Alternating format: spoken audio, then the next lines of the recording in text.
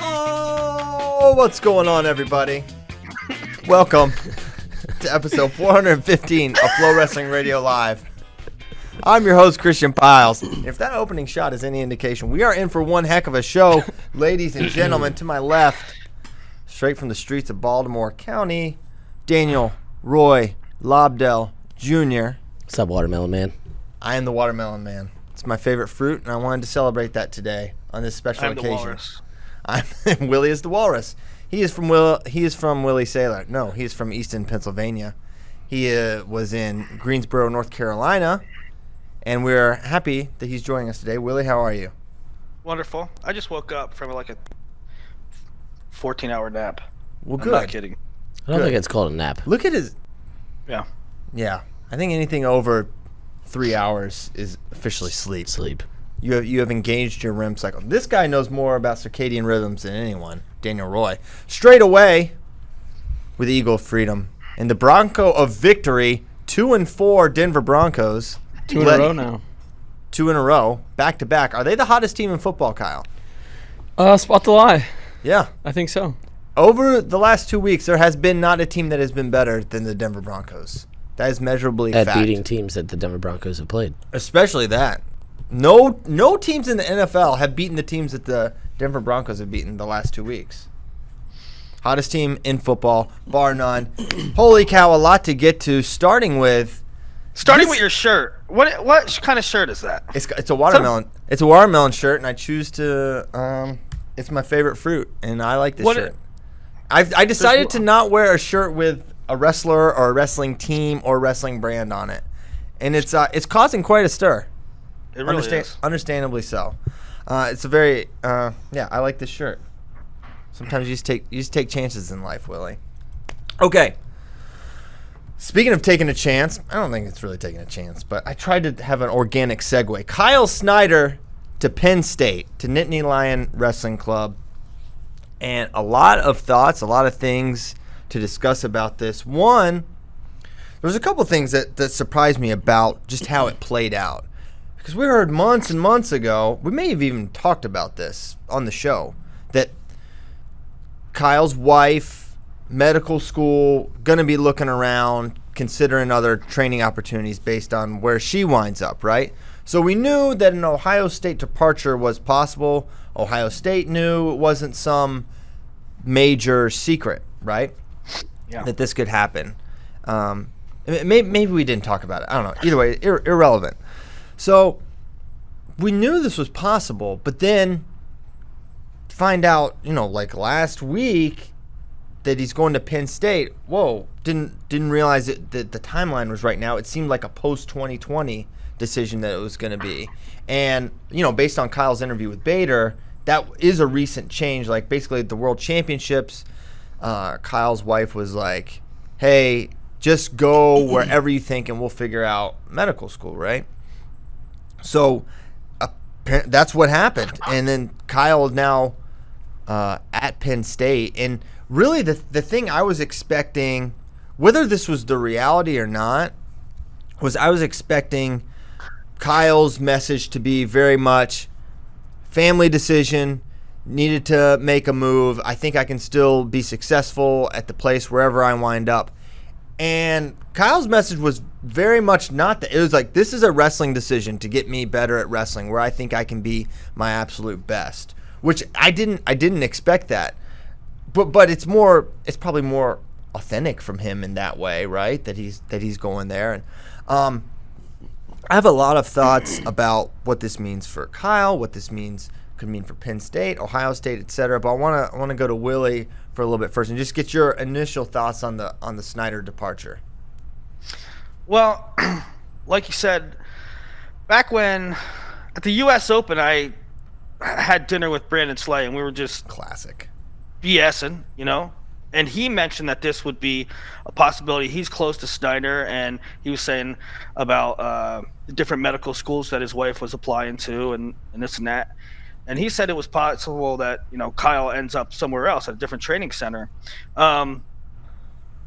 Now, again, I didn't think it would be that fast, and I didn't think it was going to be Penn State because at the time, to my knowledge, the medical school she was applying to was I'm pretty sure it was Maryland and Penn, and so I thought it might be Penn RTC. Now, And I thought Michigan was in the mix there too. I thought I heard them, but either way. that's not what Slay told me, although that could have been Yeah. another one.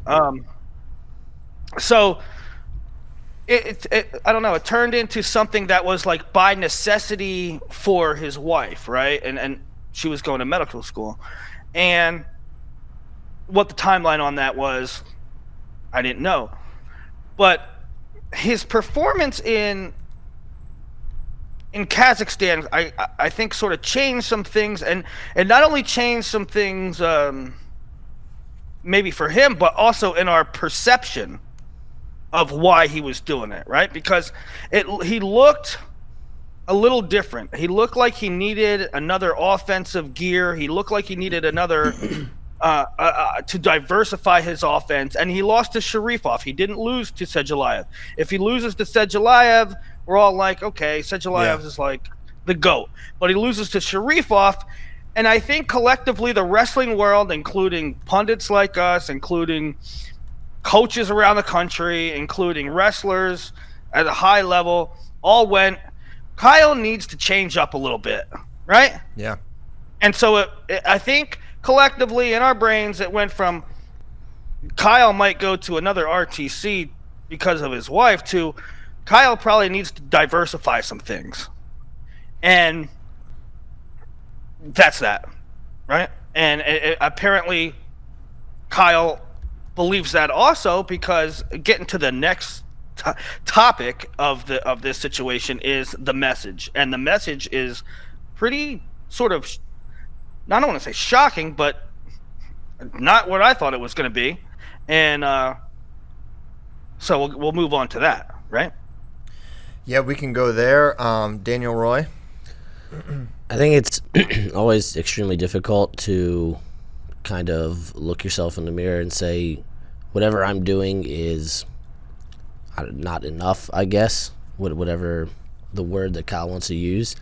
And it's especially difficult when you've given, he started the post by saying January 1st, 2013, right? So we're talking about almost 7 years where he has been all in on the Buckeyes. And so I'm sure it was an extremely difficult conversation to have with Coach Ryan and, Tervel and Jaggers and all the guys there. But sometimes even at places where you have had so much success, as Willie said, you need to look somewhere else. So that's kind of my only thing, is that Kyle's really taken a hard look at what he needs to do better, and I'm sure he looked everywhere in the country and settled upon Penn State as the place where he felt that, as he said, the simple truth is I need to get better. And I don't think it's necessarily about beating Sedgelayev. I don't think it's necessarily about, sticking it to anybody. Just Kyle has always felt I need to be the best I can be, and that's why he is a 3-time World Olympic champ. So I don't know what to think of the Ohio State-Penn State thing, other than it's the biggest free agent move of the RTC era. It's something we've never seen before. No. And I kind of hope it's something we see more of. I know that, or I don't know, but I feel very strongly that if we're going to continue this professionalized wrestling that we're trying to develop, guys are going to have to move around a lot more. And We will see more of it. We will see more of it. Number one, because of life. yeah, Maybe number one because of free agency and money and sponsorship, and right, this club only has this amount of money for this many athletes, and this club has an empty slot, so they have some money to pony up. So number one, money. Number two, life. People have wives and girlfriends and maybe side job opportunities and sponsorship or whatever that it may be, and to go to another club, and maybe a potential transition into a job after that. There was a lot of the discussion after the news broke was about the loyalty factor, right? For Kyle to go from Ohio State to unquestionably Ohio State's biggest rival. How different would this be had he gone to a Penn, a Maryland, even a Michigan, Arizona State, etc.? If he had gone to one of those places, what is the response like to the decision, and how much of an added? I mean, there's no doubt this hurts his team. This hurts Ohio State badly. This hurts the RTC. It hurts the recruiting pitch. It hurts your upper weights.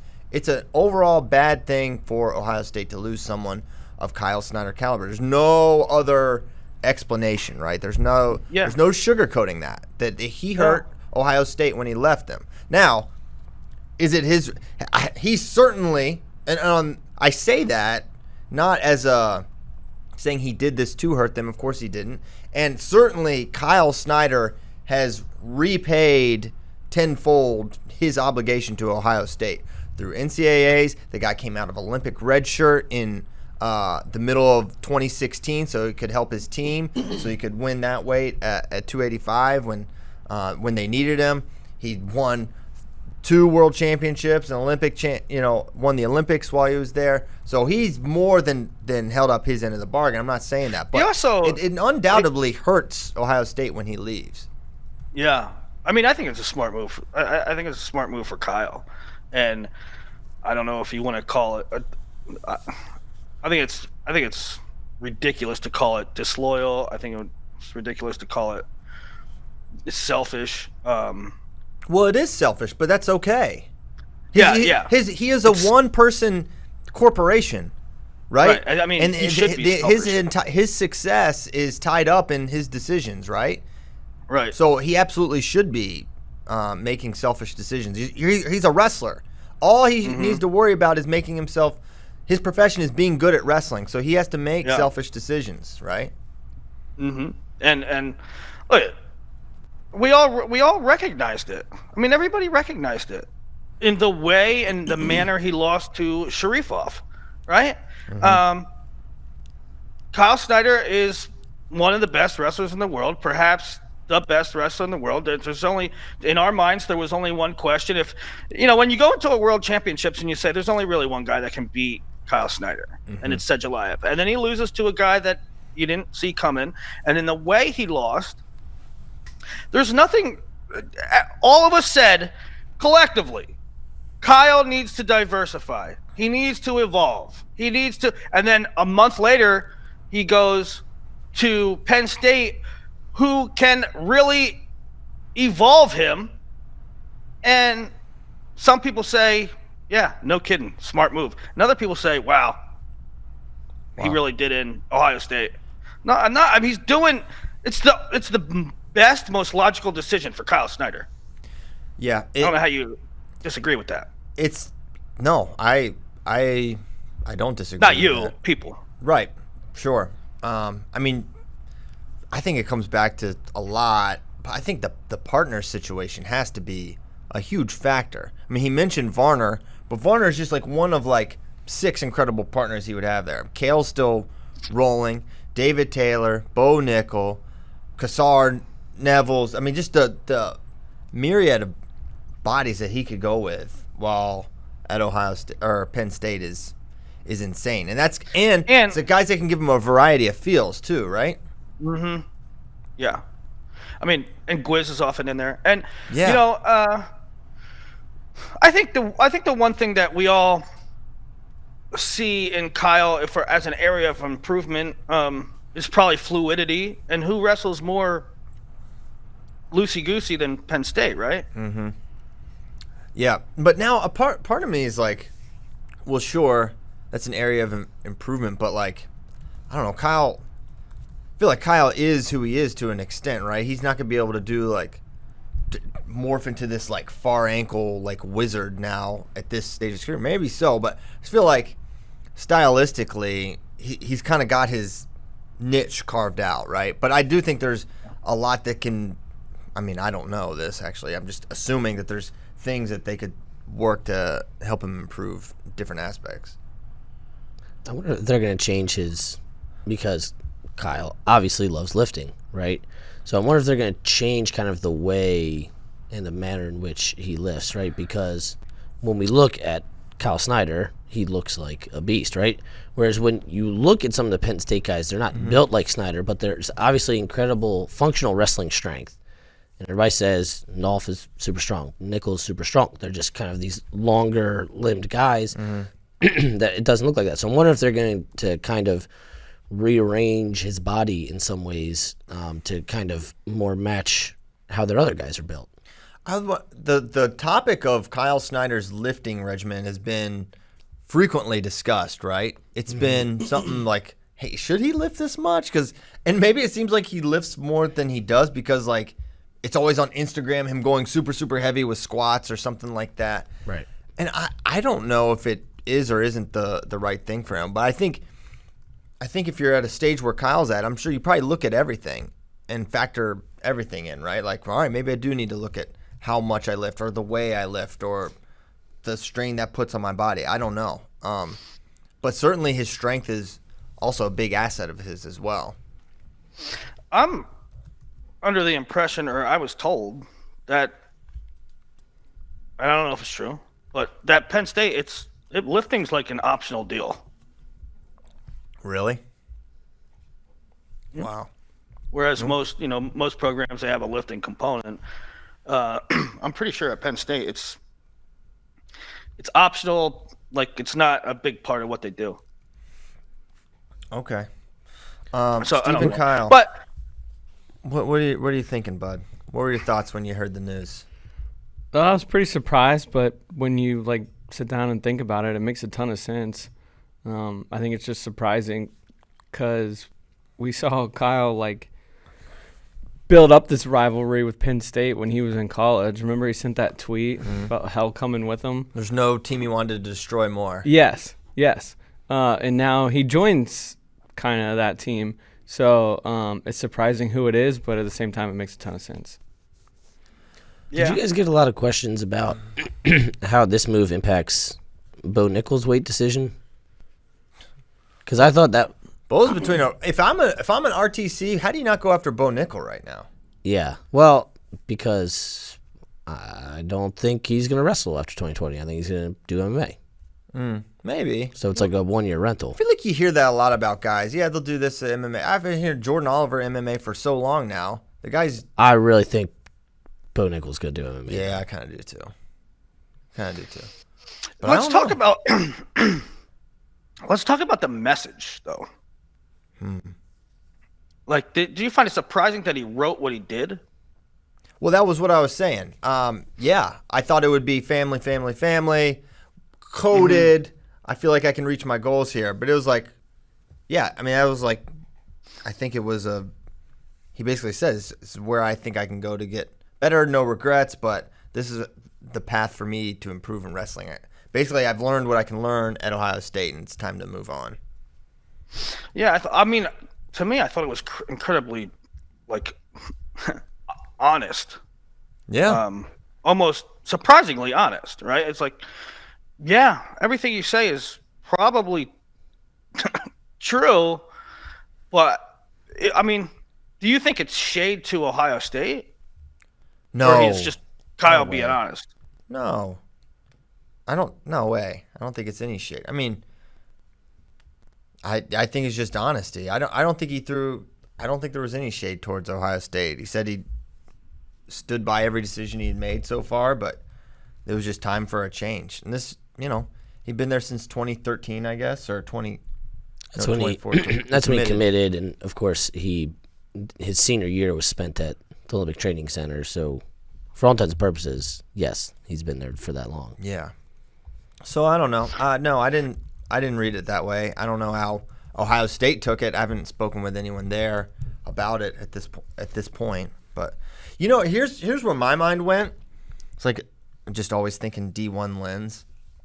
If Kyle Snyder this year makes the Olympic team, wins the Olympics over Sajalayev, it is Kale's magnum opus. I mean, you just took this guy from the team you probably recruit against the most. You took their guy who lost to the guy that lost to the guy, right? and then you take him in 6 months, less than a year. If you get him to that level, you get him back ahead of Sadulayev again. That is a trump card that is really, really tough to argue with. Because Kyle Snyder was a trump card for Ohio State against Penn State in terms of world and Olympic success that they'd been able to have there. The Ohio RTC was always an edge they held over Nittany Lion. Now that is completely flipped. Not just because of Kyle either.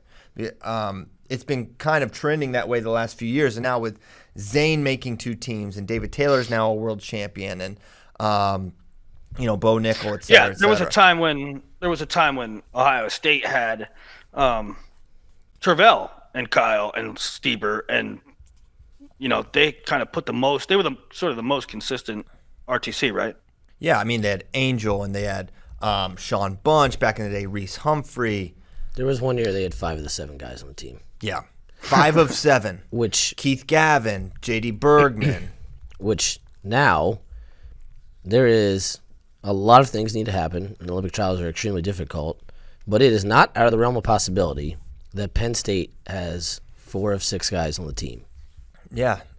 And I have not been critical of Penn State, but just I've always said Penn State completely dominating folk style, and now you're starting to see the shift into freestyle where the guys that they had go through the program are now on the senior level, and so now they're trying to get those guys on senior world teams, and that's kind of terrifying to have 2/3 of an Olympic team. And again, they still need to go through Olympic trials and have all these things, but they have 4 guys that are right at near the top of the ladder. Yeah, and the sheer number, right? The sheer number of contenders and they have world medalist level international guys too, with Gomez and Bexad and people coming in and out of there. So there is sort of a shift to the Nittany Lion Club. And makes me think about these other teams, these other RTCs, wrestling clubs, whatever you want to call them. They need to get it together a little bit here. They need to start pursuing these athletes, because Penn State is not going to stop trying to add to their arsenal, right? I mean, they have the best team, Penn State, and they're still always working to make their situation better. They add the ROTC, they add all these little things, or the WCAP program. All these little things. They're just adding these little things. We'll take in some of the best foreigners. We'll get this guy. Let's get Kyle Snyder. There's always, and where are these other? Where's the pursuit from these other teams? Why is no one on the? How did Jaden Cox get from Missouri? First of all, how did Jaden Cox get out of Missouri? Second of all, how is another team not been able to lock him in? Because I don't know the situation at the OTC, but I'm sure there's an RTC that would be willing to pay Jaden handsomely for him to just train there, right? And there's lots of athletes that I think could potentially fit that bill. So I think this is like another shot across the bow against all these other programs. Like, you've got to find a way to get some of these guys here, because it's a huge. It's good for recruiting. It's good for everything, right? So I think this is a reality check for a lot of the programs that are just a little bit behind and not really going at it. Someone just asked, what's the WCAT program? That is the Army World Class Athlete Program. They had their freestyle guys for a while. Yeah. Anywho, so that's what Yoni Mitsu there for a spell. Mm-hmm. Who is one of the cleanest finishing leg attackers I've ever seen. Yes.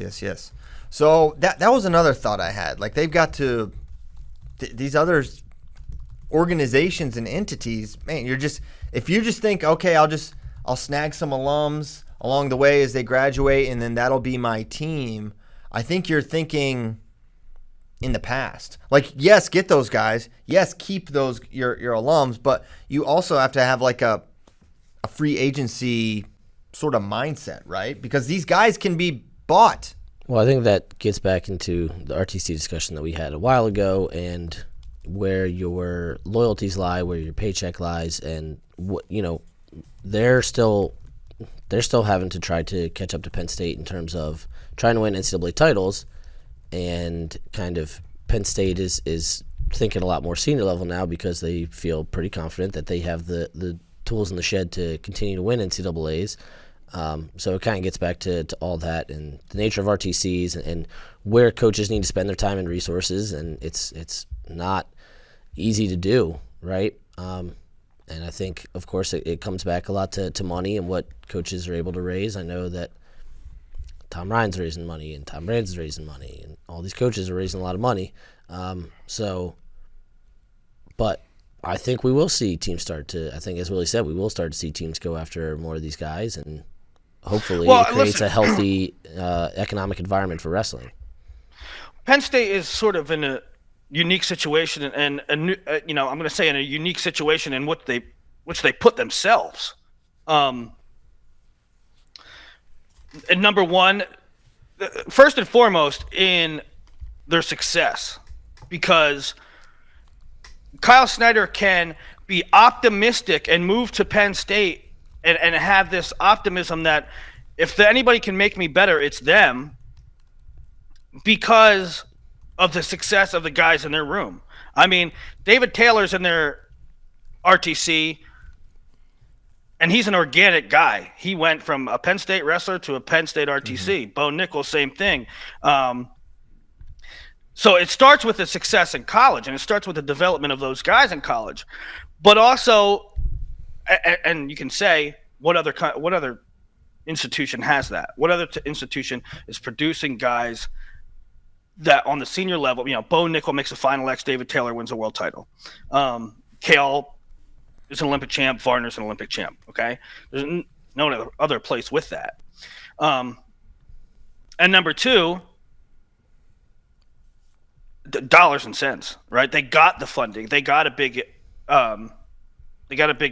purse for senior level athletes, and not many other do.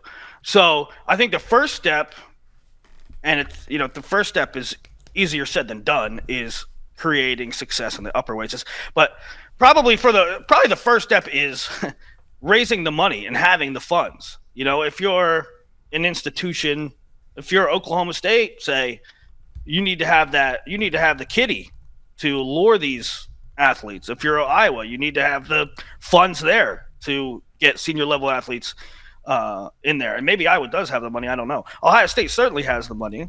Yeah. Thinking of, they've got that money.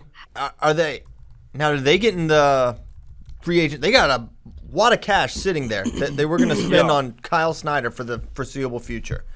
Yes. Do they get on the phone and say, hey, Jaden Cox, hey, this guy, that guy, come here and train for lots of money? That was brought up to me that theoretically that opens up your salary cap, so to speak, Yeah.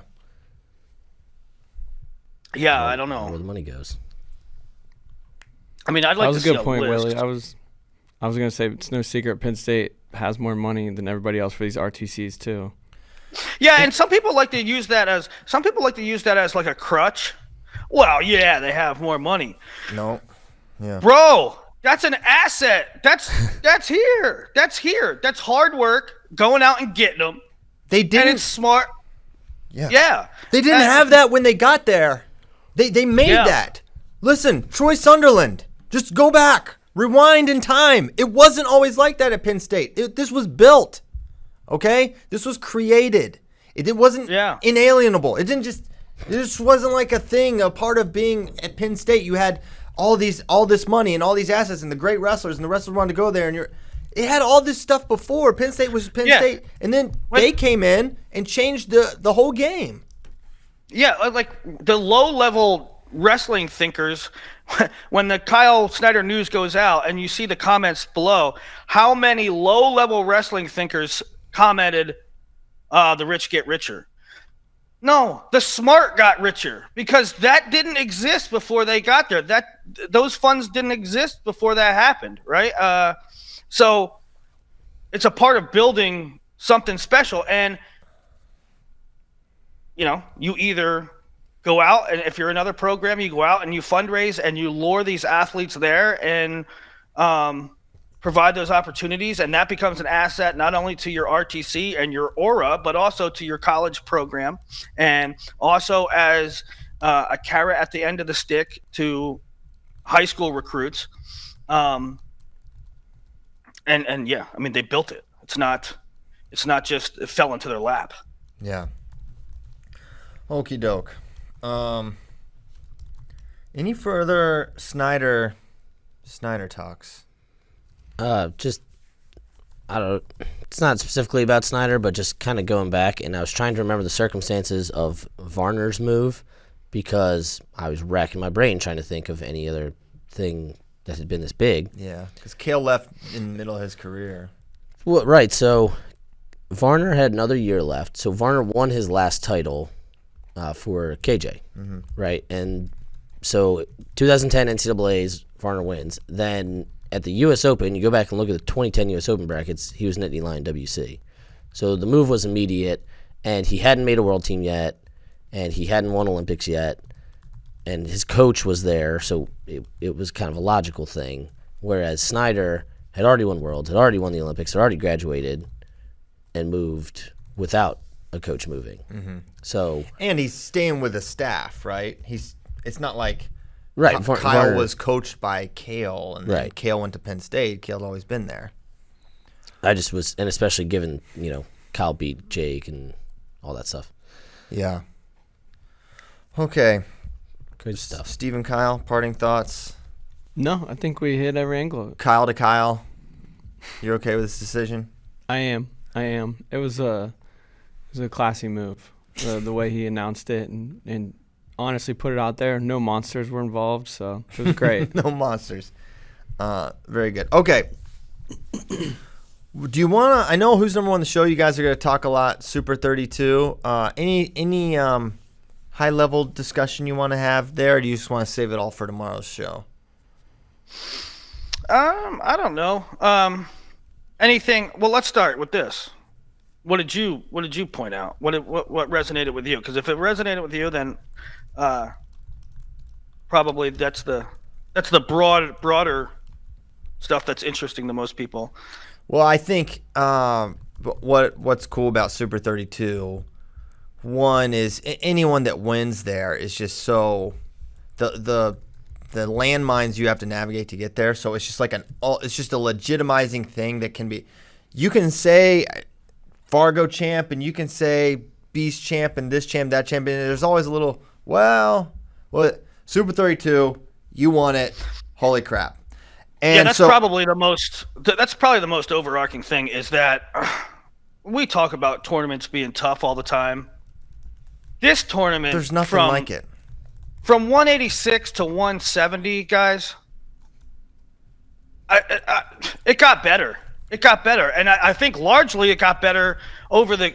It's been built into this because of their process of accepting entries. They open it up with, okay, the best can register, and they have this system, and they hold some spots out to the end till registration's closed, so that in case somebody missed getting in or was second guessing registering because they had an injury or they thought they were going to be in who's number one or whatever that might be, they can get in at the end. So it makes for these incredible brackets where there's 15 of 20 ranked, and then there's 20 guys that used to be ranked, and then there's 20 guys that are sort of you didn't hear of, but they're lurking on the outside. And so the depth is incredible. And it just made for the most – it was the toughest bracket. It was the toughest tournament I've ever seen from 6 to 70. Yeah. And thinking about I think the biggest story coming away is Mason Gibson, 8th grader, Super 32 champ, 14. And it's not a – he's not a man among boys 6-pounder. I think he is really strong and physical, but his wrestling is really good. He's a really good wrestler. He has a lot of elite skills. And watching him, I was like, is this a coming out party kind of thing? Is this going to be a guy? I mean, is he number one on the big board, Willie? Mm-hmm. So number one on the big board. Is he going to be an all-timer? Is he on a Mark Hall level ascent here? I mean, I think you have to look at him as like the next big thing. I think you have to look at him as, the Mark Hall, Dayton Fix, Spencer Lee type guy. I mean, what was incredible to me is a lot of times you see these phenoms, and they have one or two things they do, right? These junior high phenoms, they come out and right? Mason Gibson was going this to this to this to that to this to that, and like his offense was so diverse, and he was so adept at so many things. It doesn't look like a guy that, a junior high guy that got to the finals by being really good at one or two things. He was exceptional, and he was strong. I thought he looked undersized, and I mean just stature wise. Mm-hmm. And did you see the power when he went underhook? I mean, he's overpowering as an 8th grader. Yeah, you just said it better than I could. Just the diversity in his offense is really something. He was the standout for me. I think probably for a lot of people. I think Jordan Williams also is another one. But yeah, great tournament. And the kind of the varied representation of schools in the finals or schools that kids are committed to in the finals is what I mean by that. Also states. We had, an Oregon champ, a Florida champ. Those are good things. So seeing a lot of different schools where kids are committed to win belts, right? You had North Carolina, Michigan State, Oklahoma, Purdue, Ohio State, Wisconsin, Virginia Tech. That seems like a good thing, right? So and it's cool for those schools to be able to go, hey, college wrestling fans, look at this guy we got coming in, right? Garrett, Purdue Wrestling, Garrett Ninehouse, we got Mullet Power coming in, get fired up.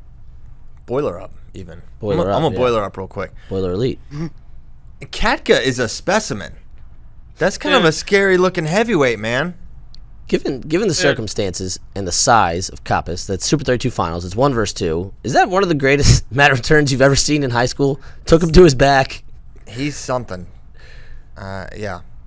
That's going to work out all right for... Got to be feeling good about that if you're a Hokie fan. That's right. I mean, Katka comes...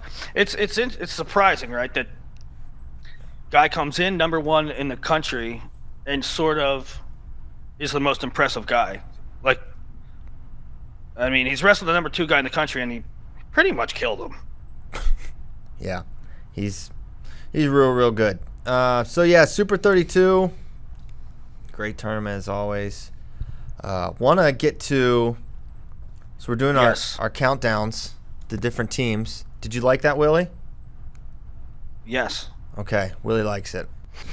Love it when Willie likes things. Okay. So number 17, you really got to be feeling good about this if you're a Hokie fan, because we're about to talk about your team.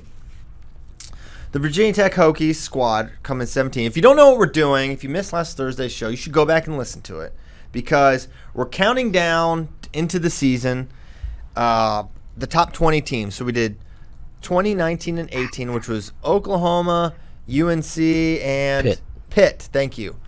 In that order, I believe. So now we're going to go, I don't know, the next couple here.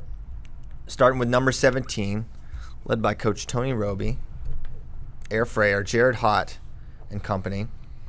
Ty Walls, not to be forgotten. Cody Brewer. Yeah, I got to get used to that one. So, good staff. Very good staff. High body count with that staff. They're probably still smashing some dudes in that room. Yes. So, let's get to their lineup. So what we do is we go over their lineup, talk about how we think they're going to do, go over their schedule, and whatever. Any potential shakeups there. So here's their team. 125, cutting down, Corbin Myers. 33, Colin Girardi. 41-49, Mitch and Brent Moore. 57, the pride of New Kent, Virginia, BC LaPrade. 165, back at his natural weight probably, David McFadden. 74, Cody Hughes. 84, Hunter Bolin. 97, Cody Howard. And 285, John Borst. Now, this has, in my opinion, they've got a guy, they've got a name, they've got a person, a legit dude at every single weight class here. The question is the high upside. They're obviously Olympic redshirting Makai Lewis, who was just in Dagestan, I believe. He competed there. Yep. So they won't have him, but the reason, I mean, there's a lot of reasons to like the move to redshirt Makai. One, the Olympics are every 4 years, and you've got a guy that's pretty special. You should probably let him do this. But two, I love that McFadden is going to get in his senior year to go the weight that's his best weight and probably his best opportunity to win a national title. I think it'll be tough with Vincenzo. I think Vincenzo's a really tough matchup for McFadden specifically, and we've seen that before when they wrestled. But either way, I like that he'll have a shot, right, at a weight he can win where he's probably best suited. But thoughts on Willie on the rest of the lineup? Everyone knows big Hunter Bolin guy, Christiansburg, Virginia. I think he's going to have a really nice season. Made the Scuffle finals last year, losing to Shakur, but he beat Lou Dupre, I'm pretty sure. So he's really good, like a lot of their talent. But, Willie, what are your thoughts on this team? I like that what's coming down. Corbin Myers is coming down to 25. And then, I mean, I think he can be in the mix for AA. I think in the crystal ball thing, I had him as either a low AA or the blood round. So I think he's right in the mix. The next group of guys, I feel like they're all bubble guys. Yeah. But I do feel like in a dual setting, yes, it makes for a really good dual team because there's no real easy outs there, right? They're gonna have a really competitive guy at each weight. But I think as far as NCAA scores go, they will go as far as they can get a sneaker. I'm calling them sneakers. I was hoping. I was going to call yeah. some Super 32 guys sneakers, but I figured we wait. Thank you. We need to make sneakers stick. So Agreed. I think, one of the Moore brothers could sneak in. The BC LaPrade, I feel like, is probably better than the nation realizes. Yeah.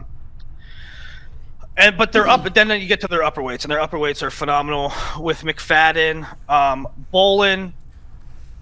Bolin is a guy that, as a sophomore in high school, everybody was like, saw these flashes of athleticism and upside, and everybody was going, he's going to be good one day. He's going to be good one day. And then he would take fifth at a tournament that you thought he could win, and then he would take eighth at a major, and you're like, is he ever going to come around? Is this guy ever going to come around? We thought he'd come around. He's not coming around. And then it took years, and he went to the Scuffle last year and was like, oh, okay, we see you. So Hunter Bolin, I think he can, could he be a finalist? Maybe he could be a finalist, Well, that's how good he is. And Cody Howard was kind of actually the opposite way. Cody Howard was like having really good tournaments and beating really good guys, but you had for St. Ed's in high school. And you kind of had to wonder, like, is he really that talented, or is he, like, winning because he's well-coached and he's hustling and he has the hustle factor? And, okay, so I thought Bolin was the guy that was an underachiever with upside, and Cody Howard, I thought, was an overachiever with low upside. But Cody Howard had a good year last year. And so if you're a Hokie fan, you got to feel pretty good about the upper weights and the sneaky potential there at 84.97 heavy. Yeah. So let's go to Steve and Kyle. What are you hearing from your inside sources there?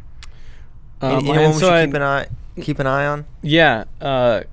Last year it was Hunter Bolin, and then that worked out pretty well. He was right. Jared told me about Mackay too. I don't think he obviously predicted an NCAA title, but he was like, this kid's awesome. But no, it's Cody Howard is the one that I keep hearing about.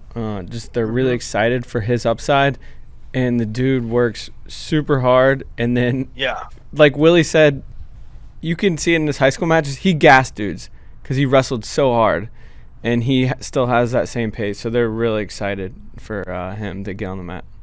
Seems like a good matchup with him and Jared in the upper weight. Yeah, progress they've had there. I'm still a Boris guy. I think he's a really talented guy. He's probably gonna be a little small there, but and maybe just holding the spot now for Katka when he invariably comes in. But couple true freshmen. I've heard very good things about Bryce Andonian. Yeah, I don't think he's gonna go, but because obviously they're pretty solid there, and it'd be just good for him to get a redshirt year. But they love him so far. And they also Yeah, have that's what I heard too. The word at Connor Super Brady, 32, right? Yep. Yeah, the word at Super 32 was Connor Brady and Andonian. And you never know this, guys. You could have a 5-time Fargo champ and get him as a commitment, and he comes in the room, and he might not be all that. Or you could get, a one-time state placer, and he comes in the room, and he's amazing. You never know what these recruits are going to be. But Connor Brady and Andonian, from what I heard in the room, they're panning out. Early returns are good.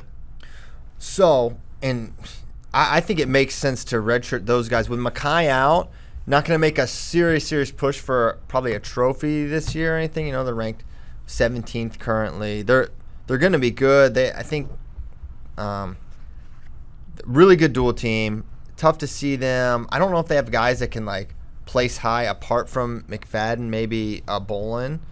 So I think that's going to hurt their trophy or their high individual NCAA team finishes. But when you think about next year, when they can add Andonian, Brady, and Mackay Lewis into the lineup, and they'll lose Corbin Myers, McFadden. Yeah, but they're gonna get Latona for there. Latona's gonna be a horse. Right. Yeah. That's the other. Yeah, he was there too. So they're gonna have that guy, Latona, Mackay, Brady, and Andonian. They're going to be really, really tough next year. And who knows what they're going to do with Katka. This is kind of going to be an interesting transition for Virginia Tech. So, obviously, right, you get a new coach, and you always wonder how they're going to do it. Well, Roby came in. They're still doing just fine, right? Get their national champ. Then they have an excellent recruiting class, as you guys were saying, Latona, Andonian, Brady, even guys like Mancini and Clark are good in the room. And then 2020, you got Kaka coming in, Sam Fisher, Sammy Hilgis, Clayton Orietti, Ventresca. So there's going to be a lot of roster battles over the next few years. They're going to have to be smart with their red shirts and kind of how they – one thing Virginia Tech has always done is they lift really heavy, right? Their guys have always kind of come in and filled out and been stronger. So I'm wondering, do they try to grow an Andonian who is maybe rangy, the tallest guy in the room, right? Do they try to grow Connor Brady? Do they try to grow Sam Latona into a 33 or even a 41, right? Because Latona has the height for it, and especially when you got Ventresca coming in. So I'm very curious to kind of see how their roster plays out over the next few years. And as Christian was saying, this year, unless they really start overperforming, kind of what we saw last year, then yeah, it's going to be hard for them to push for a trophy. But this team can kind of lay the foundation for the next few years. Yes. So truly a lot to be excited about if you are a Hokie fan.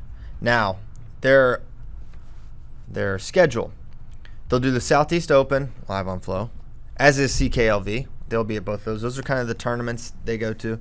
The Tech of late has been kind of like do Vegas, no holiday tournament, and then they're off with Big Tens. Their dual schedule, Missouri, Northwestern, Ohio State, Cornell, out of conference, Old Dominion, then they got the ACC rigor, UNC, NC State, Pitt, Duke, etc. I say etc., but I think I just named all the teams in the ACC. So etc. does not actually apply. So pretty tough schedule there. As usual for Virginia Tech, they're always pretty well challenged there. Further thoughts on the Hokies this year and beyond? Any of you? Very bright. Bright future. Yeah. Okay. To your point about what we're talking about with Ohio State, Penn State, and the Snyder thing, I'm curious to see how their RTC grows, especially as Mackay graduates, and obviously that's a ways down the line, but can they expand upon that RTC, because you assume Brewer's going to keep competing at least for this year. Wall's, at least one more year, and he's still young. Maybe could he go another 4 years? So curious to see how the RTC plays out, and just again the roster battles. Also, one thing I want to point out, we don't necessarily think of Virginia as a power state, and also we know that I do. You do.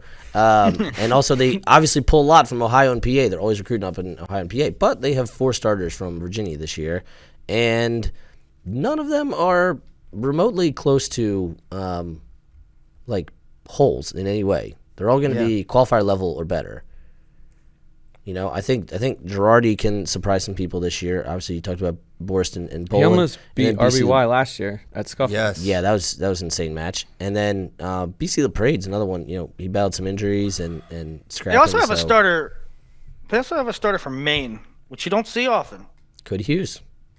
Wow. Mm-hmm. I didn't know he was from Maine. But you gotta Shout out Maine. their recruiting classes are great. I mean, Nomad rattled them off, and they're gonna have some talent in there, and like he said, some battles. Probably expect Latona to go up and have a 1-2 combo with Van Tresca. Mm-hmm. But in the middle there, 57, 65, 74, you're gonna have to spread them out with Andonian, Brady, Ulrey. Good problems to have. Could Ulrey not get a little bit? Could he enter that kind of upper weight realm potentially? I don't think he should. He is short. He is. No matter advises against your growth. Yeah, I feel the things that make Clayton good are the things that should kind of keep him around 65, 74. I don't think he should try to grow into an 84. Maybe start at 65, grow into 74, but I don't think he should try to get up to 84. You would have kept Reza Yazdani at 74 kilograms. Yes. Okay. That's the Hokies. I am, excited about that team. They're going to be fun for years to come. Good stuff there. Number 16, the Northwestern Wildcats. Getting to their lineup. Sebastian Rivera, 25. 33, Colin Valdiviez. 41, Alec McKenna. 49, Yaya Thomas. Ryan Deacon. Eric Bialik. Tyler Moreland. Jack Jessen. Lucas Davison. And Jack Hayob rounds out the starters for Coach Storniolo. Good team there. Obviously, Rivera and Deacon lead the way there as two title contenders. I'll say they're bona fide title contenders there. But they're also guys that you can see placing sixth, right? I mean, they literally have, but they also have that title contending talent. I think, Rivera beat Spencer twice last year, so you can't not list him as someone that could win 125. And then with Deacon, he's kind of like, are we going to get U.S. Open Ryan Deacon? Or are we going to get Big Tens or NCAAs Ryan Deacon? Which one we're going to get? But the fully optimized Ryan Deacon can go with anyone in the weight class. But a struggling Ryan Deacon can lose to some guys and play sixth. So it'll be, I think their team success will, obviously those two guys will play a lot in that. But also, do they get a breakout? I look at someone like, and we've mentioned this guy, Yaya Thomas, what he did at Junior Worlds, caught a lot of eyes. Him making the team caught a lot of eyes to begin with. Mm-hmm. I like Lucas Davison a lot. I like him at that weight class. I think he's had his results they weren't the most inspirational thing for D1, but it's just a matter of time. This is going to be a top 15, top 10 guy probably by the turn of the season or turn of the new year. He's not ranked currently, but it's just a product of, one, he had some opportunities, didn't really take advantage of them. Two, he had limited opportunities, right? Someone I liked coming out was Jack Jessen, but his results were not so great. Willie, give me your thoughts on all the Wildcats. Any Wildcats? Well, I think all the Wildcats are all wild cards, other than Sebastian Rivera. I mean, Sebastian Rivera. Look, in the Crystal Ball rankings, I had him low, probably lower than people want. I'm just concerned about weight. If his weight is fine, he's going to be a finalist threat. But the whole rest of the lineup are kind of wild cards. I mean, Deacon, you kind of want to assume he's a title threat, but at times in his college career, for whatever reason, maybe there was a variety of reasons why he didn't reach his highest placing potential. He didn't. So while you want to pencil him in for high placement points, if he places fifth, it's not all that surprising. So I think there's a lot of fluidity there in what there's a lot of variance in what this team could be, because Sebastian Rivera and Deacon seem to be the only sure things, and the only sure things, I mean, they might only be fifth placers. Yeah. Yaya Thomas could be top 4. He could be a blood round guy. Jack Jessen has incredible high school results, but I don't think his freshman year was that great. I mean, no. Jack Jessen 2 years ago beat Kirk Fleet, teched him in like a first period. Oh boy. Lucas Davison, I love. He's one guy that I think, forget about it. He's going to be good. He's going to be. I think he's a gangster. So athletic and talented. I think you look at his results last year, and did he make the finals of Midlands? Did you say gangster? He's a gangster. He's wow. like. I didn't know that. Okay, I'll give you. When I say, maybe I shouldn't say gangster in that regard.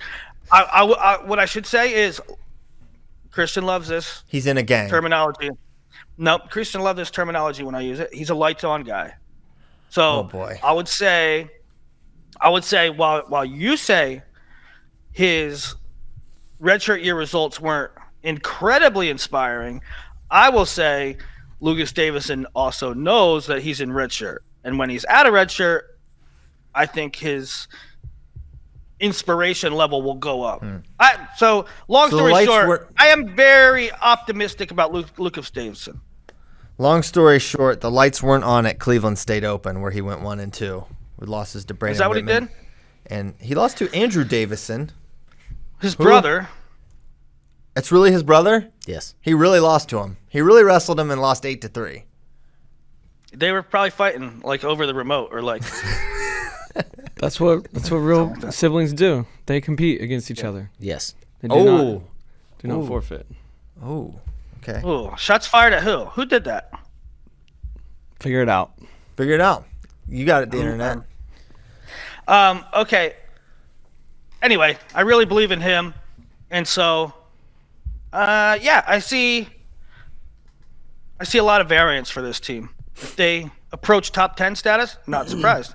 If they are under 16, which we have them here, not surprised. Yep. Okay.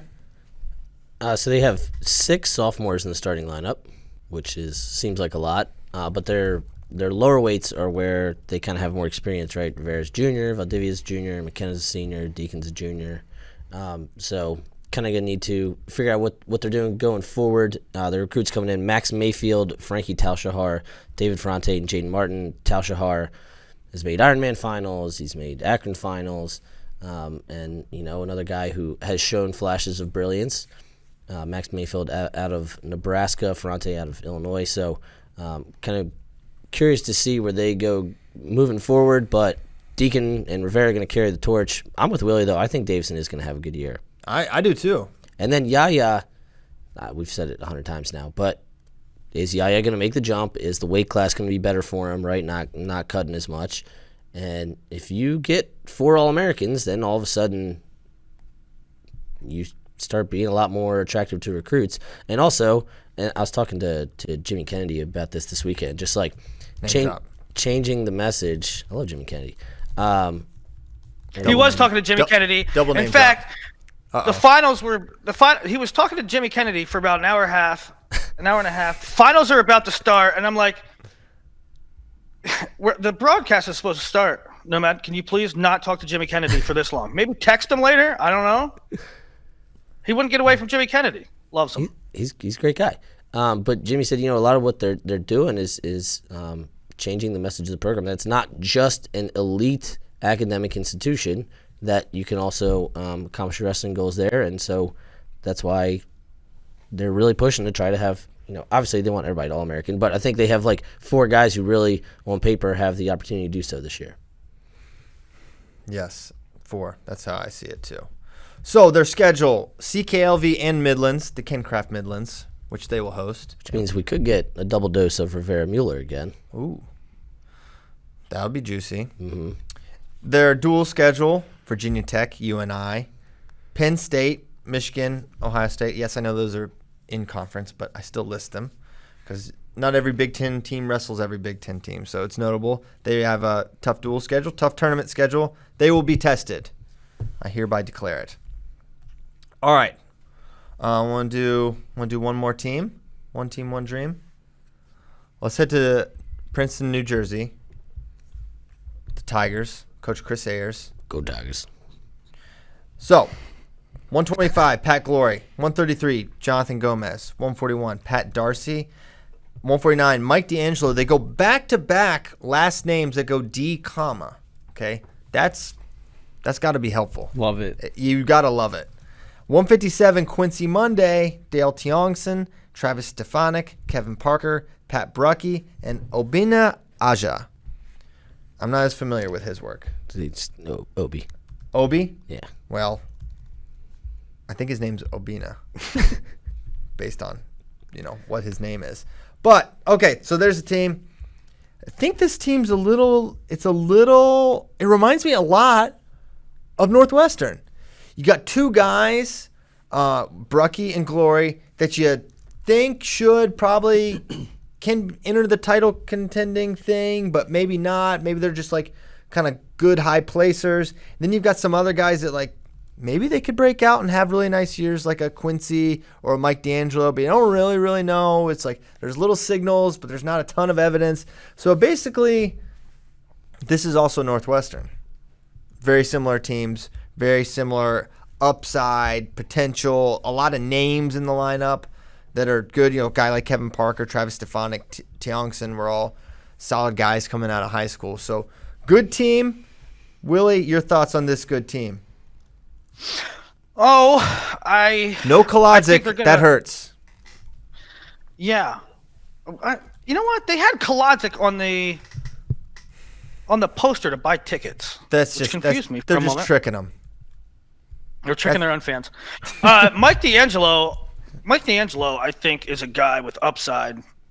He had a really strong year, some good wins last year in redshirt, and I think that will help them. I don't know how deep he can run. I mean, I think he could make a surprise run at the NCAA tournament, but certainly in duels, he's going to be a sneaky kind of, they don't have Kolodzik. Okay, still not a layup at 149 because D'Angelo is solid. So I think they're going to win a lot of duels. I think probably 15 as a dual team. Yeah, I can see it. In the tournament, because the back half of the lineup, 74, 84, 97 is really good. I don't know about Benihana. I don't even know. They brought in they brought in a bunch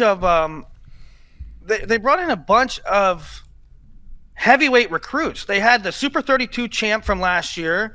They had an Ohio State champ, and they're listing Benihana, and I don't even know nothing about him. So it's surprising to me that they're listing him as their starter. I'm not calling him Benihana. Well, I'm sorry. I am for now, because I'm going to be honest with you. That's the first time I've ever seen his name, I think.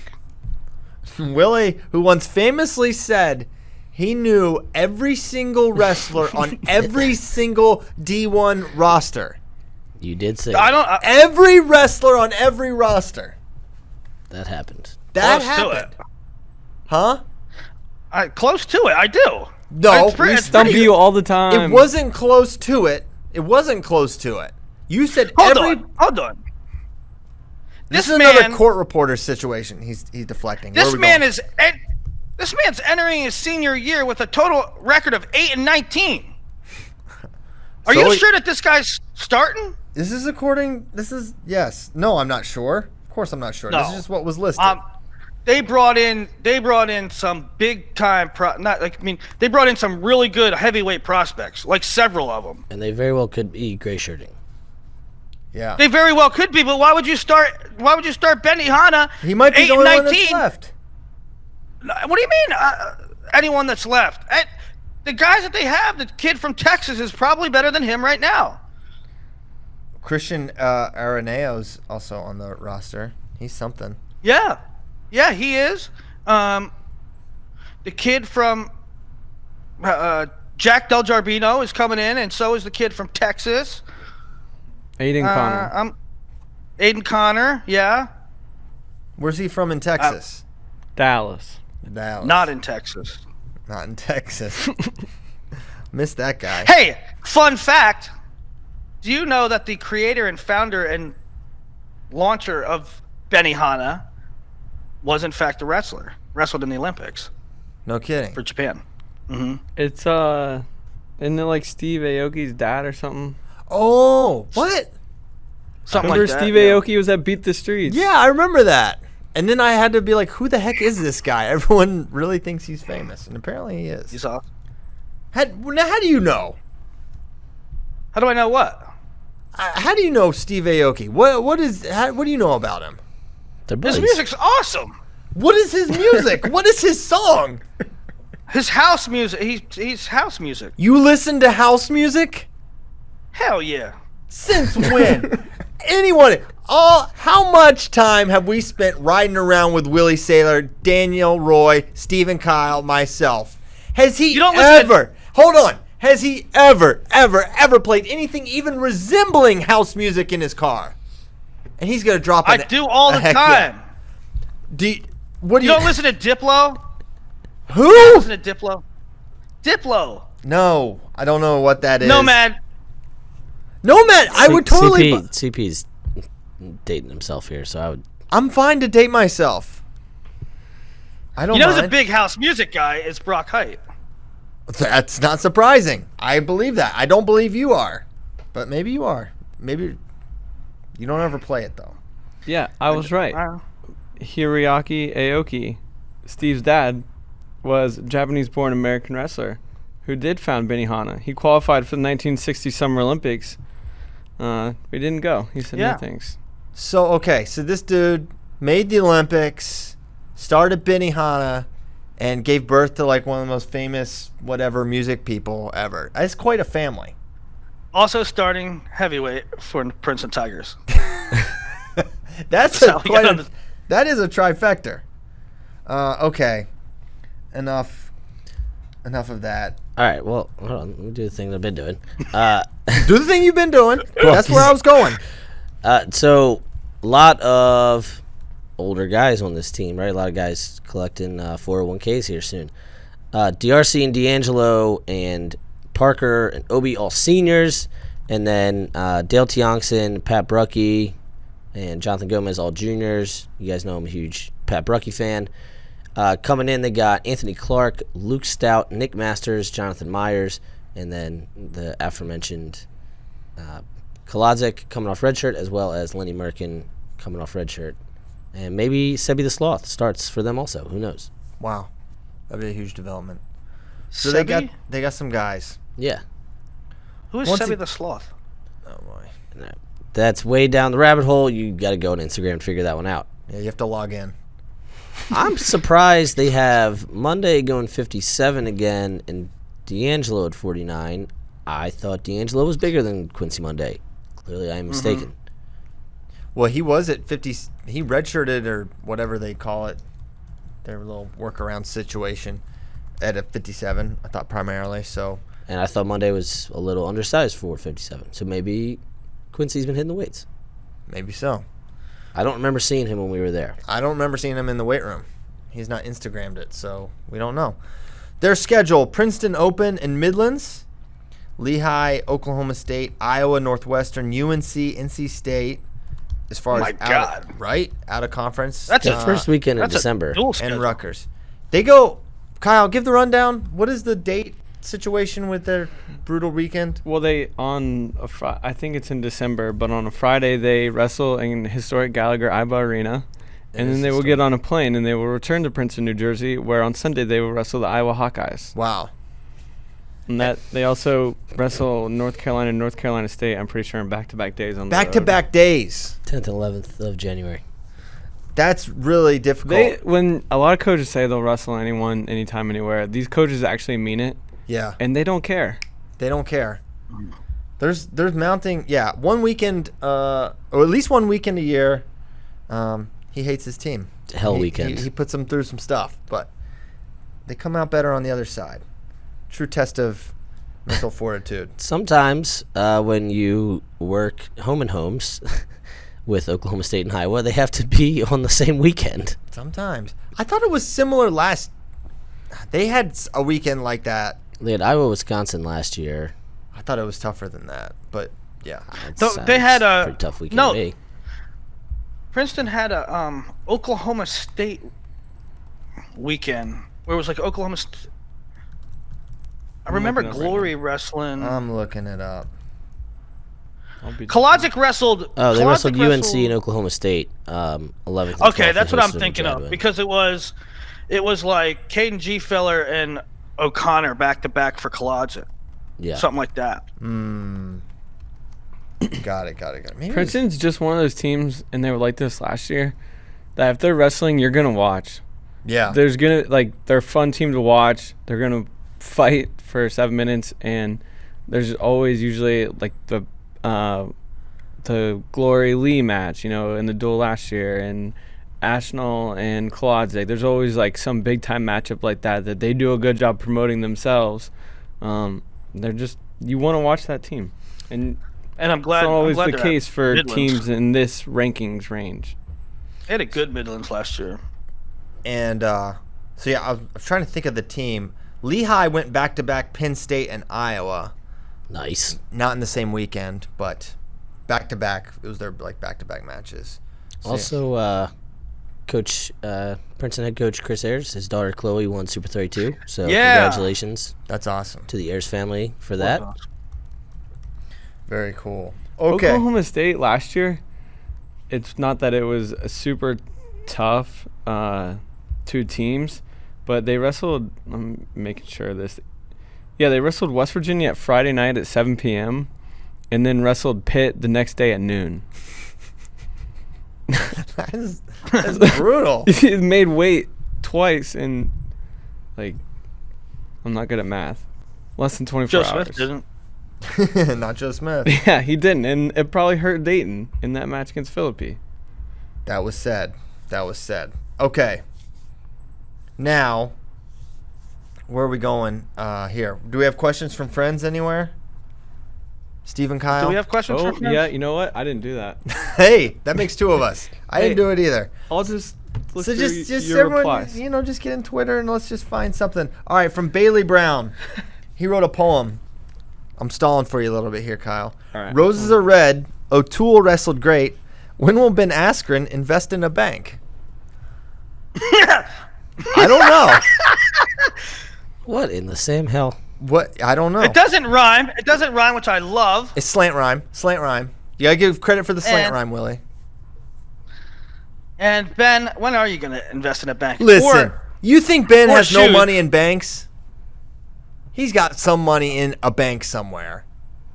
Don't you think? You think all his money is in crypto, Willie? Yeah, they probably UFC probably pays them in crypto. In Litecoin, in Ethereum. No, he's got money in the bank. But yeah, O'Toole did wrestle great. I don't know if we really talked about that much.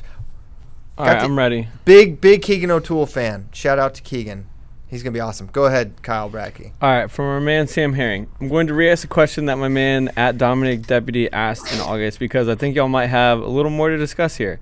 Can Mason Gibson win a Cadet World title next year? I'm going to go out on a limb. I'm going to say yes, he can. How about that?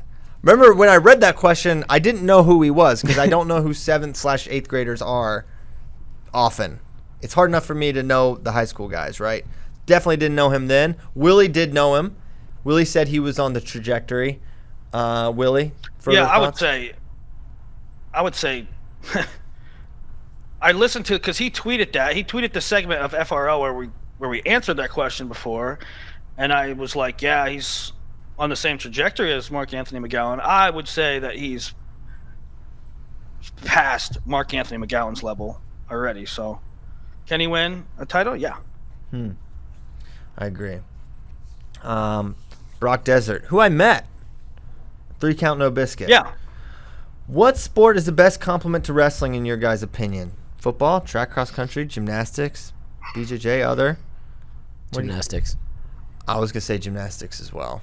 Think That seems about- to be what I hear, too. Think about being a 5-year-old boy or girl and learning the Okay. incredible body control and proprioception required to be good, not even like great, just good at gymnastics, and then take that for 1 to 3 years and put that in a wrestling room. Do you not think that it will be easier for them to learn difficult skills like shooting leg attacks, which is a hard thing for little children to learn because they don't necessarily have a lot of power or body control. Just think about how much easier that becomes. Yes. I think it is the number one thing. I don't. I think it's important. I think gymnastics.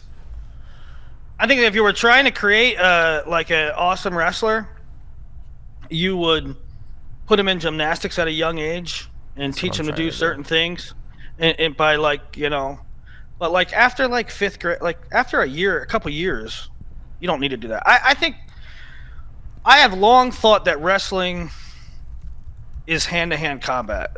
I think that like judo and karate would be important at a young age and jiu-jitsu and help you out in that regard, probably more than I think it's gymnastics. I don't disagree, but I think aren't those just like they're so similar? It's like combat sport.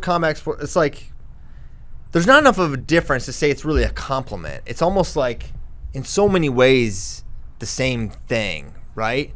Like, Yeah, I don't know. I would like separate like other combat sports. Like I don't disagree with what you're saying at all, Willie. I do think they complement well, but it's like I don't know if they're different enough is what I'm trying to say, to think of like another sport. Like I think I'm going to advocate for cross country in a way here because I think cross country is big. Because here's why, not just like the endurance aspect, but literally here's how I think it helps you. Like if you're serious about being good at cross country and you want to be a fast runner, you are basically training your mind and your body to endure the maximum amount of pain you can for 3 to 5 miles, whatever it is you're racing. Like, and you're just putting yourself in that pain threshold, whether it is at 8 or 9. It just hurts. It is painful. Yeah. It is not fun. It's really uncomfortable. If you're not uncomfortable, you're not doing well. There's no way you're right. You're at least not maximizing your potential, right? So that's why I think cross country is extremely beneficial, and I think it's a great way to kind of get to where, man, because there's nothing harder than wrestling, right? There's nothing tougher than a wrestling practice and what you have to endure there. And I think it can not only raise your cardiovascular level, I think there's incredible mental training with running cross country. Agreed. I think on the female side, there are a lot of very successful women's wrestlers who have judo backgrounds. Mm-hmm.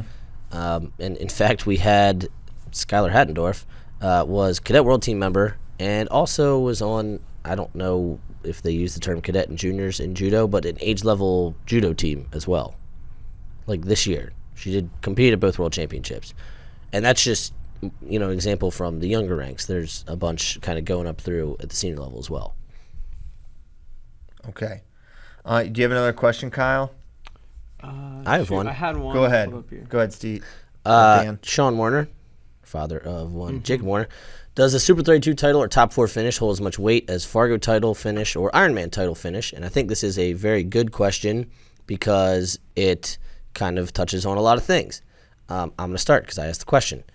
As a whole, Super 32 is tougher because there's no travel restrictions for states and there's no age division breakups.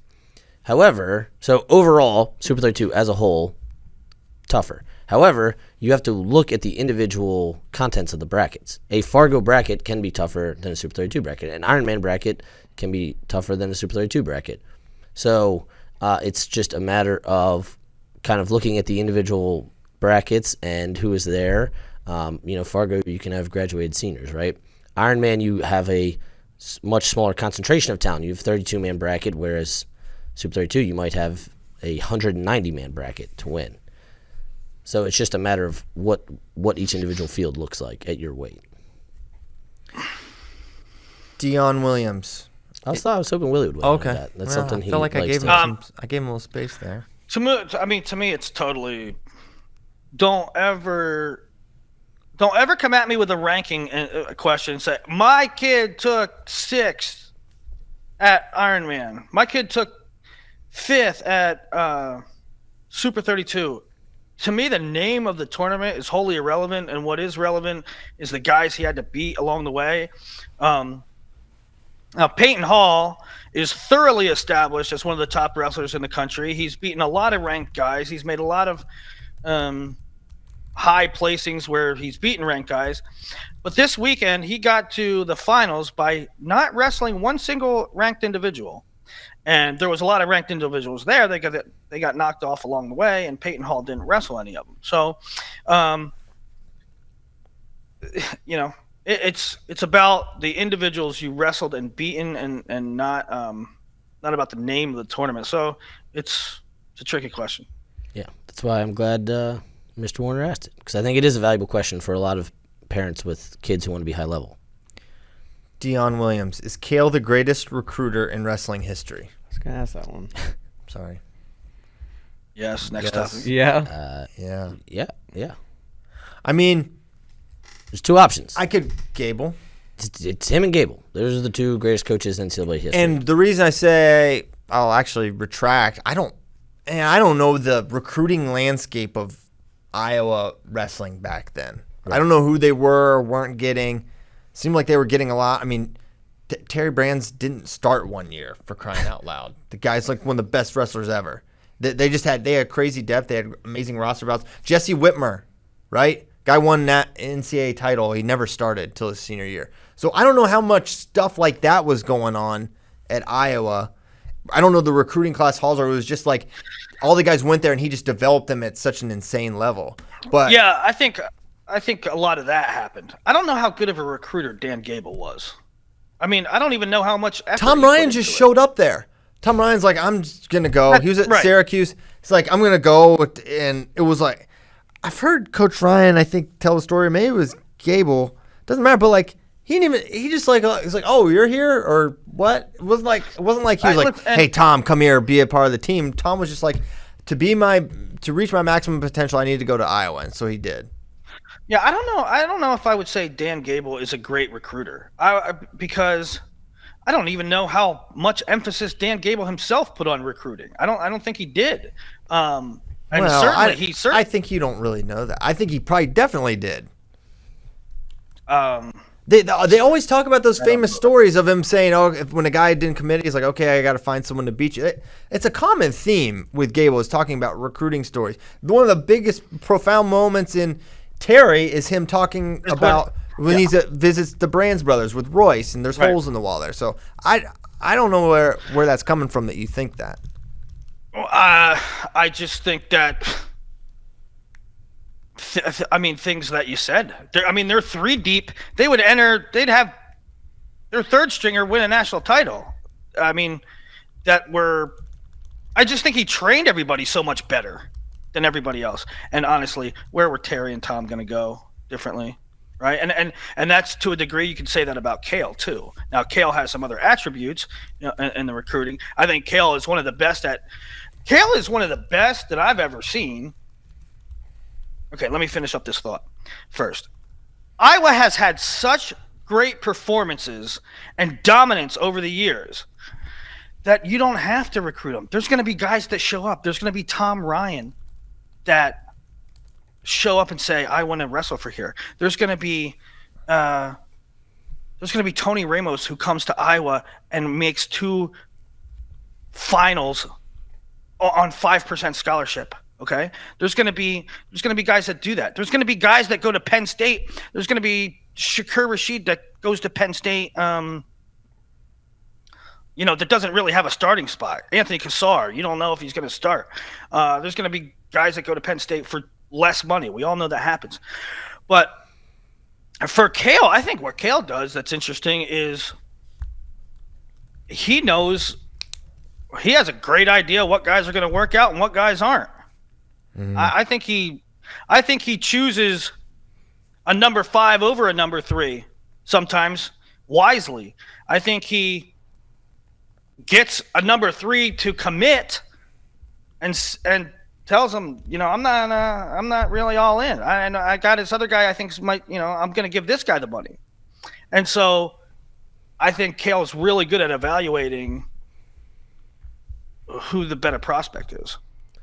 One thing that I've really enjoyed as I've gotten into the recruiting and I started updating the list last night is when you look down the line and you see, if you go every team, right, basically every top 30 team, and you look at who they have by weight and by grade and what recruits they have coming in, and then you project their roster going forward, Penn State's roster is the most solid, the most set, the most certain, with the most high-level guys through the longest period of time. And you don't do that any other way but recruiting and development. And development is secondary to recruiting because of what Willie said. You find guys who work out, and then, of course, there's stuff you do in the room to make sure they work out. And that's why they're the best. So he's either number one or number two because it's either him or Dan Gable, because those are the two best coaches in NCAA history. There's also a difference to there's a secondary level to best recruiter, right? It's not hard to be a good recruiter when you're winning 8 and 9 titles, right? When Dan Gable's winning 9 of 10 titles, so it's not hard to be a good recruiter and attract a lot of talent when you're that good. I mean, Ohio State too. You could say, well, Tom Ryan must be a good recruiter because, man, I mean, Ohio State has the best average recruiting class ranking over the last decade. Yeah. I mean, so you'd say, is Tom Ryan a better recruiter than Cale Sanderson? But there's also another conversation about best recruiter in the sense that, yeah, maybe they don't get a whole lot of national titles. Maybe they're not winning national titles with his team, but evaluators of talent and getting guys for their school, like I think Frank Beasley is an amazing recruiter. Okay, I think Lee Pritz is Lee Pritz is a guy that can go into a living room and really recruit well. You know, there's recruiting from that perspective too, right? To the point of developing guys and recognizing talent, John Smith, right? You take a guy like Preston Weigel, you know, there's a whole bunch of those examples in the 25 years John's been coaching at Oklahoma State. Yeah, I mean but that's development too.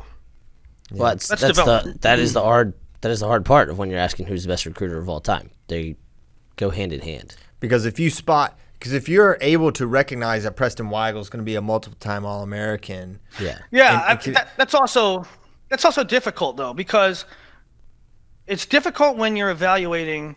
Is he a good recruiter or did he develop them?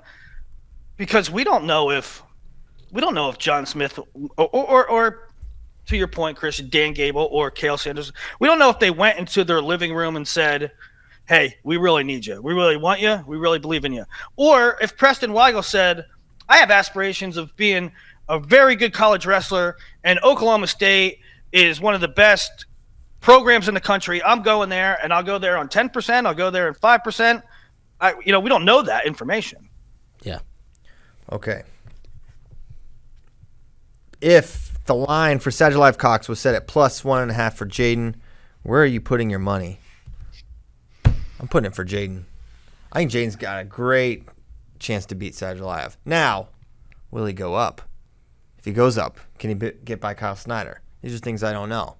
But if he does, 1.5, I like Jaden. I don't think Sadulaev's seen anything remotely similar to Jaden in his career, especially this version. You think of the 86 version a couple years back, maybe you say it, but I think he's reached another 2 or 3 levels since that time. Nomad is in deep thought. He's in pain. Stephen Kyle? I would take Jaden in the points. Yeah. So basically you're saying... If you're taking Jaden in the points, you're saying Jaden's going to win. I am. Because Sadulaev doesn't win by 1, ever. By definition, you're saying that Jaden either wins or loses by 1 point. Or criteria. Yeah, that's what I'm doing. Those are the words I'm saying. I don't know. I can't take Jaden to win. I can. I just can't. You actually can. We looked into it. We talked to Paul, our legal department. He says you actually are within your legal grounds to If you're asking me, if you're asking me, can Jaden Cox beat Kyle Snyder? And if Jaden Cox did go to the Olympics next year and Kyle Snyder, Sedgelayev, if he beat Sedgelayev at the Olympics, would I be surprised? No, I wouldn't. I just don't know if I would pick it right now. It's okay. You pick Boltakayev to win in 2016 too. You love Russia. Yeah, I did not know one of his medical staff was going to poison him, give him pills. See? Like it was a Pez dispenser. I did. I didn't know. I wasn't privy of that information. I was like, who I think they're going to poison? Boltakayev. Do we have an update on Jaden's weight? Any word? So, no. I think he's gonna. He likes that no one knows. He likes that Kyle and David. He likes to be.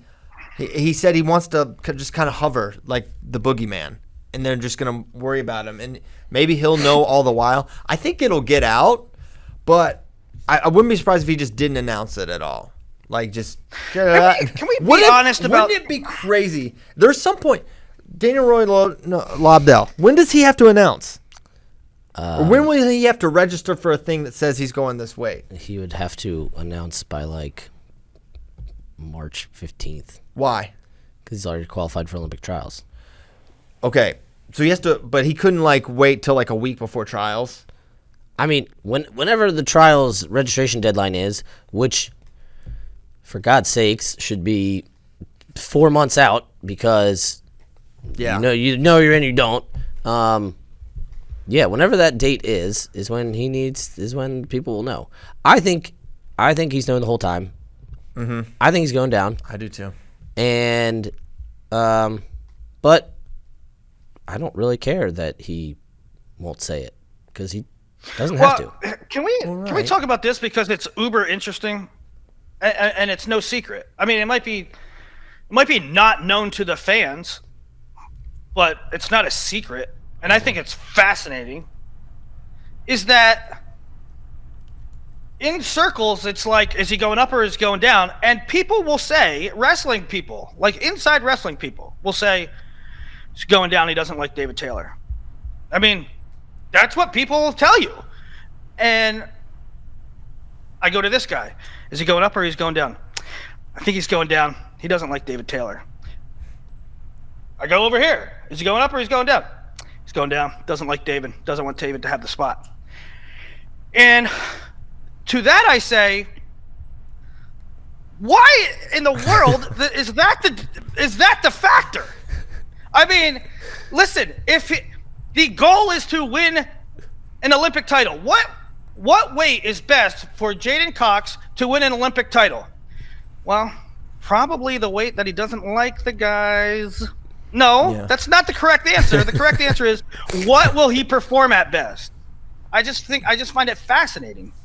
I think it is fascinating. It is true, and I think that I think Jaden is just a guy that thinks differently and always has. He's a guy that used to write down the screen names of people that doubted him or said bad things about him or did this or that. He's just like, he hangs on to that stuff.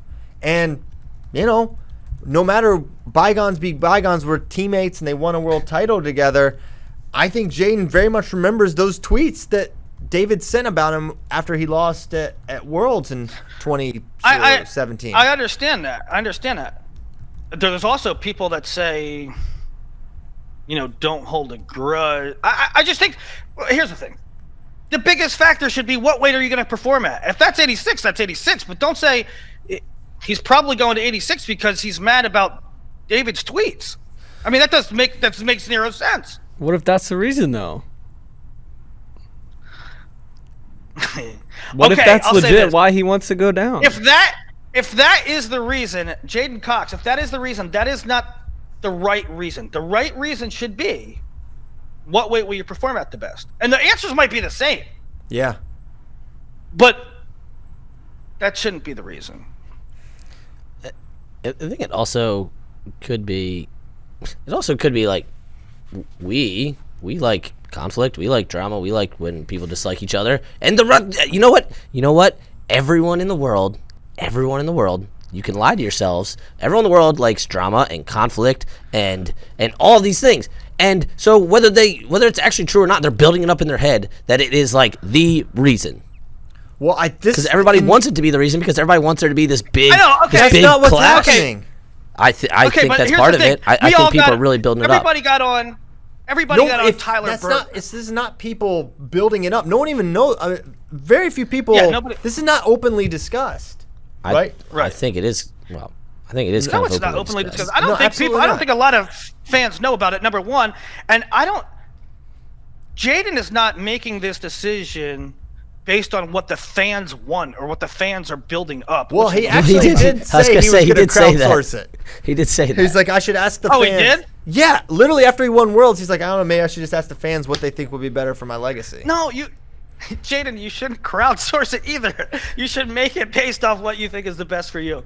But, sometimes a lot of people got on Tyler Burger about I'm coming for Nolf, and we all sort of at the same time said, that's probably not good to say that kind of stuff. But Burger in his head, I understood it. Yeah, like he had to have something. He had to have that motivation. I'm okay with guys having that motivation and saying stuff, even if to us and the fans it seems not realistic, right? Joe Namath saying he was going to win. Spencer Lee on the field last week saying I was going to win the national title. Listen, it's highly unlikely that I was going to win the national title, but Spencer's saying that and firing up the crowd. And highly unlikely? It's highly unlikely. It's not likely. It's not likely. Well, which is it? Is it highly unlikely or not likely? It's not likely. What percentage chance? I mean, remember. Oh, I don't know. Don't do this. I think he's saying. No, I'm trying to. No, I just want to know. What Willie is trying to say is, as of now, Penn State is favored. Okay, sure. Not that Iowa is out of the team race. So were the Colts when Namath made that prediction. I'm just saying, sometimes guys, no matter how likely or unlikely it is, they make predictions to fire themselves up, to get everybody in line and to get their head right and to give themselves that motivation. And I don't blame them. I mean, I don't blame them. So I don't know, Jaden Cox is saying 86. I mean, people are saying that Jaden Cox is thinking 86 because he doesn't like David Taylor, and maybe that exacerbates his motivation. Another thing that was interesting and that makes me kind of think, this may be a dumb reason to think 86 for Jaden, but in Kyle's interview with Bader, he's like, there's really only a few places I would consider. He's like Penn State or the OTC, that has Jaden. It's like, you're not thinking about going to me, they have an agreement. Yep. They've trained together before. They're trained together at Beat the Streets. Kyle basically saying, I considered the OTC because I would train with Jaden Cox. You're not training with Jaden if he's going your Olympic weight, right? No way. So to me, I feel like that says there's a little underlying conversation. I really think he's going down. The rumor mill is that he's not as big as he was. When he was cutting down to 97, like, that was not an easy thing. 197, that is. That was not an easy thing for him. But I think since getting to the OTC, apparently he weighs out under 200 frequently after practice, which would say, okay, someone that's weighing out under 200 could go down. He's not tall. I think we talked about him on the last radio or at some point. It's like, he's a guy that just, like, on camera, he looks so big because he's so strong. He's so muscular. But you stand next to him, and he is wide, and he's thick, and he's a strong guy, but he's not like 6'2", 6'3", defensive end looking guy. He's like, 5'10"-ish kind of dude. So I don't think 86 is out of the realm. I think, maybe back in 2017 it was a lot tough, but I think if you change your body a little bit, he can do it. So I do think he's going down. I believe that, but again, it's Jaden Cox, and he can win either way. I really believe that. I really do. So that's that. So that's Worlds. Okay. other questions you guys came across? It's 9:40. It is 9:40. I just really like this one. The last two rants that from you guys were from guys named Joe or Joseph or Joey. So who's going to be the next one? Possible options: Joey Melendez, Joe Grello, Joe Smith. Thoughts? Well, mine was not. So No, Kyle, it's not about Joey Silva, Sure. but it just inspired it. it did. Steve and Kyle waged war against Joey Gunther. I waged war not against Bulldogs. I waged war against the idea that the Bulldogs typified No, you strength and waged intimidation. war on Bulldogs. No, I Stop didn't. lying. No, I didn't. Yes, you 100% Yes, you did. did. Play the court. Have the court reporter play back what I said. CP, you don't want I- that. Come I on, you love don't want that. Bulldogs. I hope but you get mauled by a Hey. bulldog and you try to tell me I they're not got a tough. DM. That'll be the ultimate. I got a DM from Brock Wharton's dad. Brock Wharton placed at Flow Nationals last year, a couple-time West Virginia state champ. He now wrestles for Clarion. His father watched the last FRL and bought a bulldog and named him Flo. True story. No way. I swear, that's what he told me. He DM'd me yesterday. That's great. Well, that's awesome. I love. Again, I said I would own a don't. bulldog. I love bulldogs. Oh, You here don't love we you go. don't. You don't. There we go. You don't love bulldogs. They're fat and docile. I like You that said- in a dog. I don't want some crazy. Wow, is this dog gonna maul my child? No, I want a fat one that's just looking for some deli meat. That's what I look like for in a little dog. like a little edge to my dog that could potentially attack my child. But I like that element of danger when I get home. How's my kid? No. So who's the next Joey? That's the actual question. Who's the next Joey?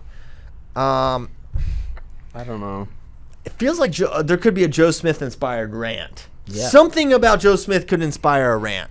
If he comes out and he starts wrestling at like 84 to start the season, I could feel that could really give birth to a good rant. I don't know. Any other Joey thoughts there? No, I think I don't you're right. see how Of Joey the- Melendez could get Of me the fired ones up. listed, I think he's probably the best bet. We're like just telling him to go down a weight or something. And I would say a Joseph, a Joe, or a Joey, they're all on the table to inspire a good rant. Okay. Any other questions before we go at 9:43, 10:43, and I think it's time. it's time. Yeah. Hey, keto update. Hold on. Keto, Mr. Keto. Bracky, did you get a load of this? He broke keto for chicken nuggets, but he wouldn't. A week before, Hey, I got it. he wouldn't uphold a promise he made to America Yep. on the record. All right, let's run. This is how we're gonna close the show. Let's run through what happened in Super 32. I heard Thank you you. were sauce mad. I was sauce mad. Andrew Spay said, was "Hey, I'm gonna serious. run to Chick-fil-A and gonna get some stuff for the crew." And John Michael Zach went with him, and that was all fine and well because Chick-fil-A is a fine meal to have when you're covering a wrestling tournament. Fantastic. And he comes back, and there's a bag of sandwiches, and then a whole 6,000 chicken nuggets. And I go in, and there's a bag of sauces. And there is everything under the sun. There is teriyaki and honey mustard and ranch and some other nonsense that I had never seen before. And at this point, there was one single Chick-fil-A sauce left. And I went off on Spay, and he's like, "What? I don't go to Chick-fil-A. I don't know." I'm like, you don't have to go to Chick-fil-A to know that you get the freaking Chick-fil-A sauce. And he will not admit that this was a terrible, terrible decision on his part. He was Go to Chick-fil-A. Nomad was you get the Chick-fil-A incensed. sauce. Anyone who doesn't, I don't trust you. You know what? After No. hearing what happened, I'm Team Nomad on this. Yeah, Nomad was incensed. What he was sort not, of monster? There was not a smile. It was as if he was Betrayed. having a discussion about freestyle versus folk or non-criteria and overtime. He was seriously ticked off. Wow. As you should be. That's a crime. And it's like the most Spay thing ever to not realize that he just And, committed listen, war crimes by doing Yeah. that. You have to understand the situation. At no time in Iowa, who's number one, was I under the gun and didn't have time to. I was hungry and I was forced to eat something. So I wasn't breaking keto. I wasn't breaking keto when I You was made in a Iowa. promise to For America. Casey's Doesn't freaking- matter. Hold on. However, Will, I made after- a promise. In You were under the gun of your word. That's how you were under the gun. Just apologize. Sorry, I didn't eat Casey's pizza. Thank you. Okay, the reason you should apologize is because immediately after eating that, you go, I need some freaking bread. I feel amazing now. Yep. Give me more bread. Yeah, but I didn't have it. I know, but your body's first reaction, your mind's first reaction to your body intaking bread was, I need more bread. More. I hadn't eaten anything all day. It was 3 o'clock in the afternoon. I ate 4 or 5 lightly breaded nuggets. They weren't like McDonald's nuggets that are all filler. They're these like chunks of chicken that have light breading on them. And I ate a couple of them. It wasn't like I had a bowl of pasta. Anyways, you broke it for the nugs, not for the people. Boo. Boo, boo, boo. At the dishonest, the disloyal, the betrayal. It's a general store. At this point, I'll just keep not eating Casey's pizza just to fire you guys. We up. know you were. We said this. I'm glad I didn't have Casey's pizza. We predicted this. We said he's not going to eat it. He's not going to do it. It's going to be another thing he says he's going to do, not going to do. The half marathon, the this, the that, the polar plunge, just another thing he says he's going to do, he doesn't do. Here we go again. I hope one time the good part you of this somehow is that get I lost. don't break keto. No, forget that. Screw keto. Wow, I hope screw one keto. time you just get lost in the wilderness in Iowa somehow. I don't know. Your car breaks down in the middle of nowhere. Love it. You have to walk 3 days to get to a Casey's general store, and you finally come up to the Casey's, and the only thing they have to eat is pizza, and you're like, oh my God, I need anything in my stomach right now, like, or I'm gonna die. And they're like, no Casey's pizza for you. And then he dies in the gas station. You're dead. Me and That's Bracky Kyle's dream come true. Me and Bracky almost died in a gas station one time. Did you? Yeah. Somewhere in Oklahoma. You can tell that story real quick. We have before. Well, I don't remember you almost dying in an Oklahoma gas station. We tried to. Neither of us had change to go through the tolls, so we tried to take away that was not tolls, and we almost ran out of gas.